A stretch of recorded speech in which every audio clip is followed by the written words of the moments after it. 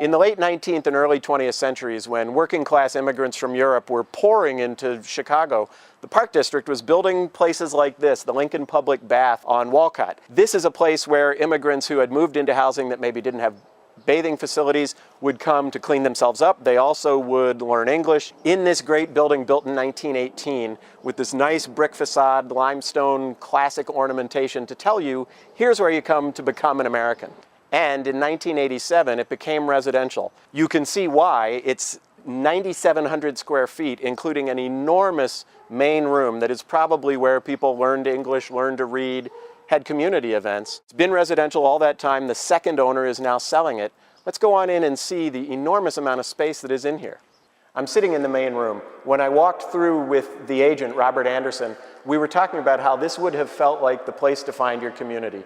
You've got the high ceiling and the beams, this big wall of windows bringing in an awful lot of light. This room, 30 by 60 feet, has been the living room. You can divide it in several ways: living, dining, media, study, all in this enormous space. And you've got the great views out to the garden. It's a room filled with possibilities. There are all sorts of things you could do here. In front of us, where the entry is, there is a bedroom with a second-story loft and a partial bath. There's also an office space and entrance to a living space below. There's a whole rentable apartment below that has high ceilings, not as high as these, but it's apparently a very nice space, occupied now. And then in this direction, there's a kitchen. It shares the fireplace with the living room, two-sided fireplace. Nice big kitchen with an island and room to put a couch, a table, whatever you want to do to make it a real keeping room. And two more bedrooms in that direction. There's one smaller bedroom with a full bath, and then there's sort of a bedroom suite, two large rooms. One, we believe, was the waiting room before you went into the baths, and then the master bedroom, from what we understand, was where the showers and the baths were. So you would sit in the sitting room, what's now a sitting room, before going into the bathroom, bathing room.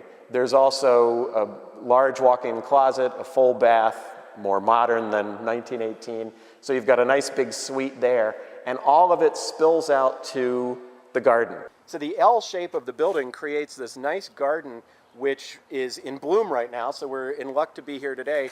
And Robert, this is largely possible because the building is pushed to the edges of its lot. The building actually sits on its lot both on the south edge and on the east edge, pushing itself up against the southern building and against the eastern alley, if you were. Which creates this nice space. It leaves all of the exterior space in one place, all in this courtyard.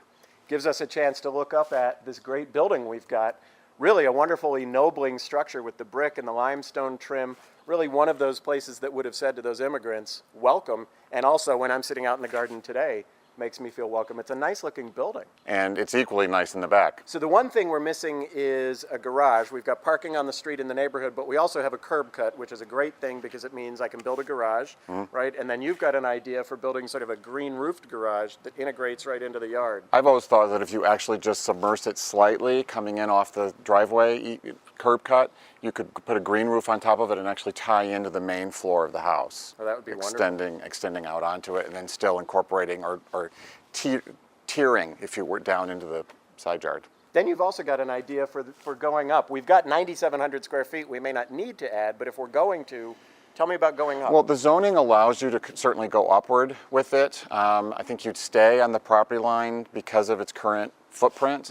But I've always had the idea of replicating the black steel and glass of the windows and actually positioning almost a Miesian glass box on top of the existing architecture. I think it would be very European in its flavor.